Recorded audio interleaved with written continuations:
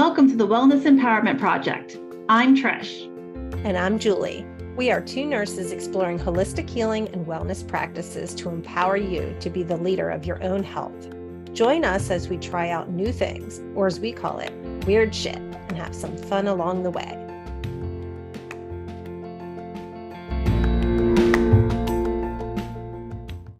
Today's interview is jam-packed, and most importantly, we are going to reshape your perceptions on what is Tantra. Hello, everyone, and welcome. Today, we're going to be interviewing Sarah Mosadegh. Sarah integrates her academic and clinical background in nursing practice, holistic, integrative, and complementary therapies. She helps clients identify their mental and physical triggers, patterns, or blocks to shift perspective and to heal. With a trauma-informed therapeutic approach, Sarah combines a broad set of traditional and non-traditional modalities to highlight mindfulness and self-awareness. Through a combination of talk, touch, and movement exercises, you will identify and release unhealthy patterns and responses to develop self-awareness and self-regulation. Thank you, Sarah, for joining us today. Thank you for having me. Nice to be here. Yes. So Sarah, you have extensive experience in your nursing practice of pediatrics, oncology, end of life, pain management, and global and cultural practices. I guess want to hear is that how has your nursing practice integrated with the work that you're doing now? Well, I think for me and for most people, the human experience is cumulative.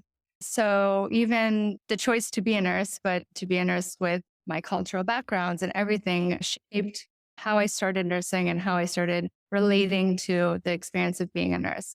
Because of that, I just really shaped an experience for myself of getting to know my patients by their stories, by their language, by their culture. Cultural considerations became such a hot topic for the way that I really related to my students. To my patients and then my students. But I think it relates now because in the realm of Tantra, it is seeing everything as a cumulative experience and taking lessons and taking learnings and integrating it in a felt experience. Oh, that sounds fascinating. There's two things that you touched on that I'd love to dive deeper in. Is first, you mentioned, that the cultural experience of your own. And if you wouldn't mind, I'd love to kind of hear about that experience and how that helped you shift your own perspective. Sure. I am Iranian American. I was born in America. So I have a interesting lens of not being quite American, not being quite Iranian for a lot of things. So that makes a soul uncomfortable and you try to fit in. And in that process, you have a lot of self-discovery as you grow, what actually is authentic of you and what is actually not authentic of you.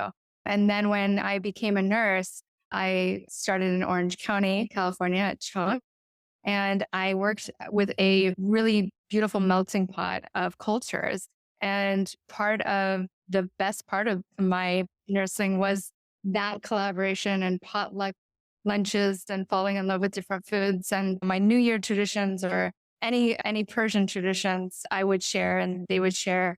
We had so many Hispanic, Filipino, Indian. We had such a nice mix. So I think because I started on a nursing floor that was so diverse, it kind of made it the standard for me. And then when I transferred to other hospitals and I didn't have that same experience, it became an amplified energy in me that I had to bring that. So I've always been quite an active nurse on my floor in that way of expanding that. And then, bringing that in with patient care is just the same as food, music, and, memories are the greatest things to bond over, in my opinion. So, and that is universal to cultures. So it's just about a matter of time, which nurses don't always have. Wow. That is so interesting. And I actually have to say, I primarily worked in inner city areas where we had that diversity. And when I transitioned for a short period of time to a place that was not as diverse, I would say personally, I felt like it was missing something. I actually missed the diversity I missed the different experiences, the different cultures. I felt like there was a lot of excitement and life that came with the diversity that really was missing when I transferred and had a different experience. Mhm. Yeah. I mean, it's color to life. It's why we travel. It's why we explore. It's all these things. And it's bringing it and noticing that it's all around us all the time. We just are kind of an autopilot. We don't even realize oftentimes the little elements that we can bring into our awareness that just makes our experience so much richer. I just wanted to echo a lot of what Trish said because I also had similar experiences and really hadn't thought a lot about it. I grew up in a place that didn't have as much diversity until I moved and started working in an inner city. And the richness that it brought to me personally and professionally. And I think that it really elevated my practice with my patients as well. And I was able to connect with people in different ways. Now I'm in a spot that's less diverse and I definitely miss it a little bit, but I am in a place where I can start to bring that in. And I think that that's a part of my plan as a nurse leader. Beautiful. So, Sarah, you also spoke about one of the modalities that you use is Tantra. And, as a Kundalini yoga instructor, the only Tantra I would say that I really participated in was the white Tantric yoga. And that's done in pairs and to get this Z formation, this diagonal energy. And so I'm really interested then to hear what is Tantra, I think, in your modalities, in your settings, and how is that utilized? Well, Tantra is a spirituality and philosophical source of life, and it comes from Buddhist, Indian, Hindu base. And traditional Tantra does pull from those elements of spirituality, of divine energies and interconnectedness, a lot of basis on the universal laws of attraction, meaning what you put out is what you get, and oneness, interconnectedness. But I fell into Tantra mostly because I was a nurse experiencing a lot of burnout. I started looking for healing practices for myself. I ended up first in yoga. I grew up with a little bit of yoga in my life, always with the lens of exercise. Somewhere in the middle of all of that, it was an exercise. It was a movement of my body and understanding and a powerful moment of connection to my body. And that's when yoga transcends. Then yoga led to breath work, and breath work led to some tantric workshops.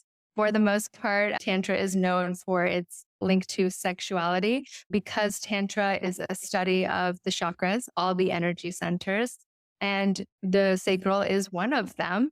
Although in the social construct, that's the one that everyone talks about, focuses on. Yes.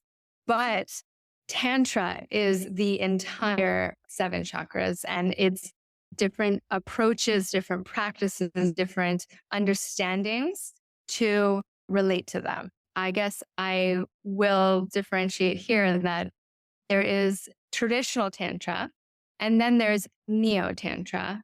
Traditional Tantra would mean that you are using the concepts of spirituality for spiritual understanding and awakening. Neo-Tantra is you're taking the practices or you're taking, principles and using them in the modern sense, but you're not really applying it for integrated spiritual development. So there is ways to approach this with really clear understanding of what we're doing without disrespecting culture or appropriating culture. Or you can think of Tantra somewhere between extremely spiritually woo-woo and modern science and mindset work.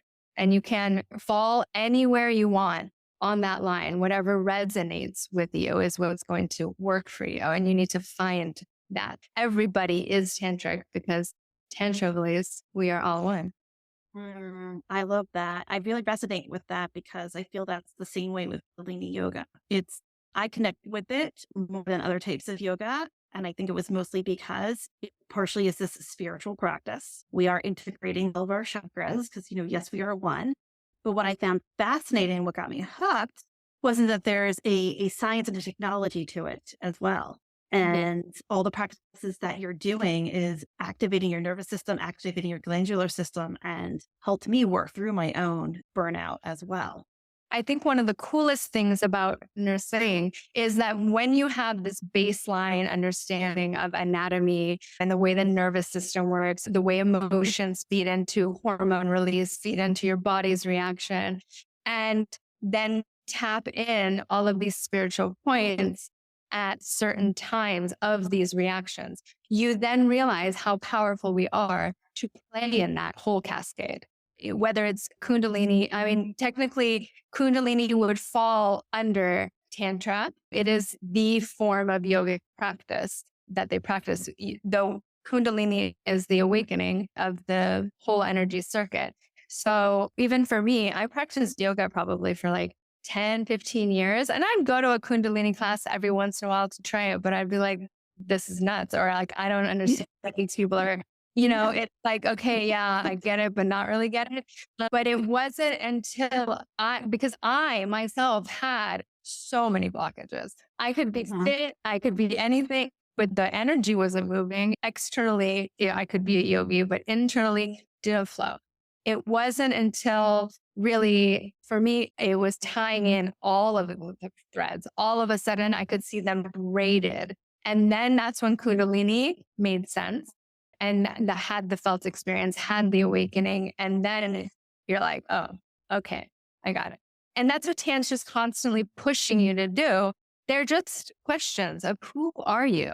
What moves you?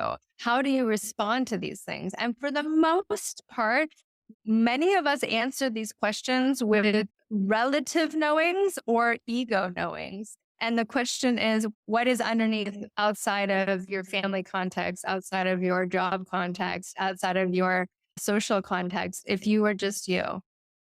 Outside of the identity that you've either chosen for yourself or has been given externally. Exactly. What is there? Exactly.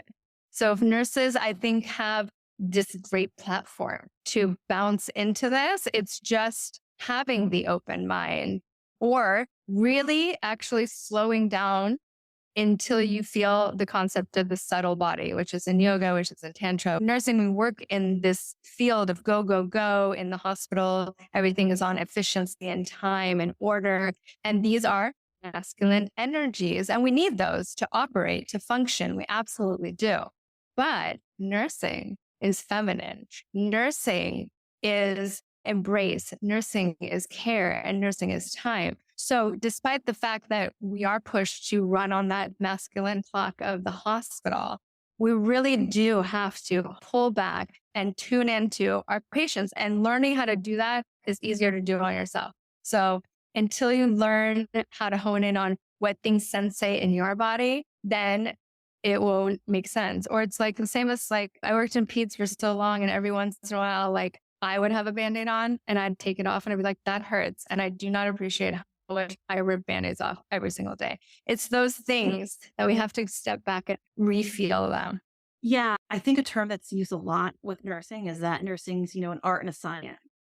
And I think we throw that term around, but I think a lot of nurses don't necessarily understand what that really means. Because it's an embodiment. It's that, yes, we're taking these scientific principles that's out there. And a lot of this Eastern medicine, the Tantra, the yoga, a lot of it, over time is just being proven with our current research methodology.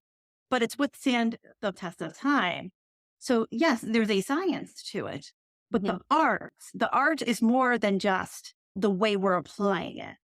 The art is how we're embodying it within ourselves and how this translates into the world that we're living in. Yep. And as you said, it's just really correlating everything. I do think that nurses are, particularly nursing students, are in this funnel of becoming, but it's outside of yourself because you're on this like course schedule. I just finished nursing finals with the students, and they were so wired on finishing the program. And I'm like, wait, let's pause. Do you guys realize this is the last bit of students? Like, you know what I mean? After this, you are liable, you are responsible, you are You're going to feel the weight of this in a new way. So this is such an interesting realm for nurses, whether they're just beginning or whether they're deep in practice, to pick up the science that's behind a lot of this. And you'll read things and they'll say that there's not a lot of research. There's a ton of research.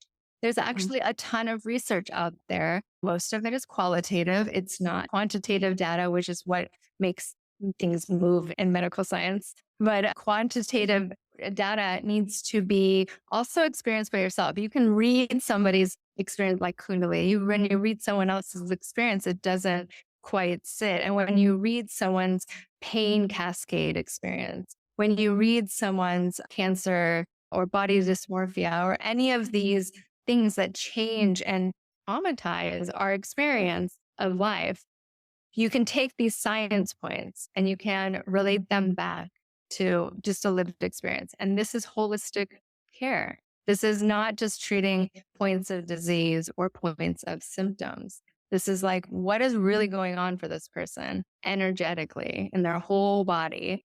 Or how is their soul happy? Quality of life. It's bringing back these really larger concepts for nurses. You know, when you said quality of life, first thing I thought of is how we tend to define quality of life is, are you able to walk? Are you able to talk? Can you get your own food? Can you do essentially the activities of daily living on your own, or do you need support? Very rarely have we ever really talked about quality of life as our soul experience. Yeah. Like, are you happy at home? We ask them if they can walk up the stairs, but are they happy at home? Do they even want to leave their house? Maybe they can walk up the stairs and then they're going to sit in there for like 2 weeks and socially isolate. There's a lot of elements to the human experience that we can pick up on. And if we shine a light on that, like that small little thing, that's what healing is.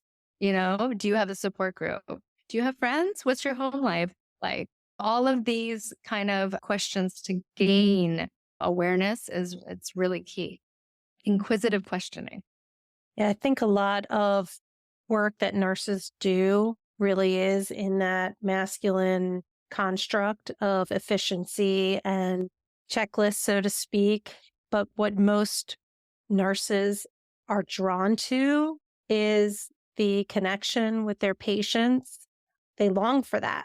And I've seen a lot of burnout over the last several years in particular, where there's less and less staff, less resources, less supplies, having to do more with less. And so there's less room for that connection with your patient. And I'm curious, since you did talk about having your own burnout, what were some of the initial steps that Tantra really helped you, I don't want to say resolve your burnout, but helped you get through that and heal from that? First was a lot of self-awareness, admitting that I'm not as happy as I perceive to be. I am perfectionist and I am my life can look beautiful. My life is beautiful. And then it's just, but where am I in that? Everyone gets to define what their main variables are, what their important things are. For me, it's like job and my love life and then my social life, family life.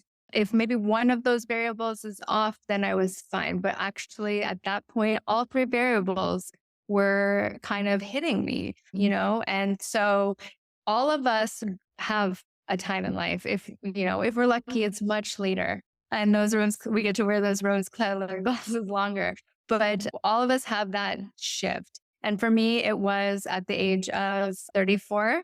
And after 10 years of clinical pediatric oncology nursing, that's a lot of death, a lot of sadness. But it wasn't about my passion to the job or the science. I am still fascinated by cancer science. I still adore working with children and family. So what was it? Outside of me being a nurse that has to work in a hospital, at that point, that's my lens, right? I'm like, what do I want to do?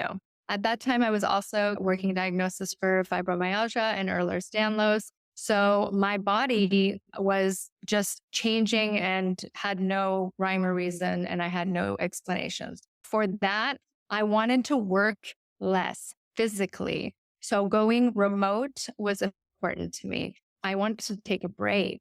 So I left to travel for a year, but then ended up never going home because the two things collided. I found a remote job as a nurse and I left to travel, and then my world became larger than just me sitting in a hospital.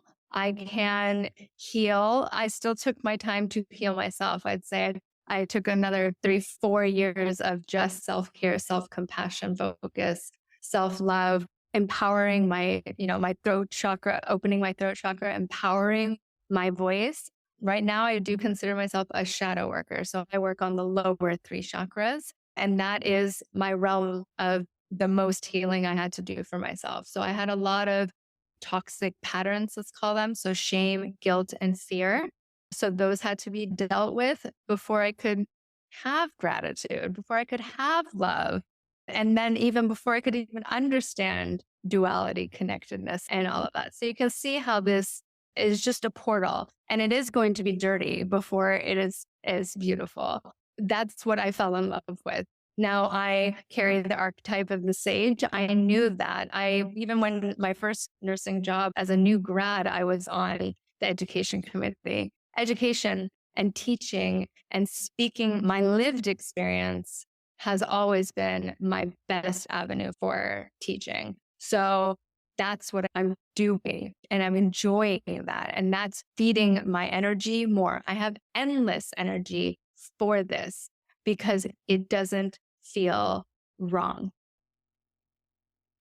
We are going to pause here and continue this conversation with Sarah in a part 2. We hope that you enjoyed part 1 and join us in the next episode where we talk more about how tantric practices help Sarah connect more with herself and with others. See you next week.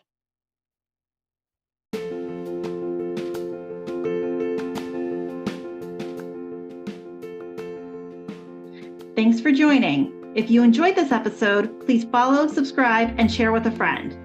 Want to learn more about a specific topic? Drop us a line on our website and we can explore it deeper with you.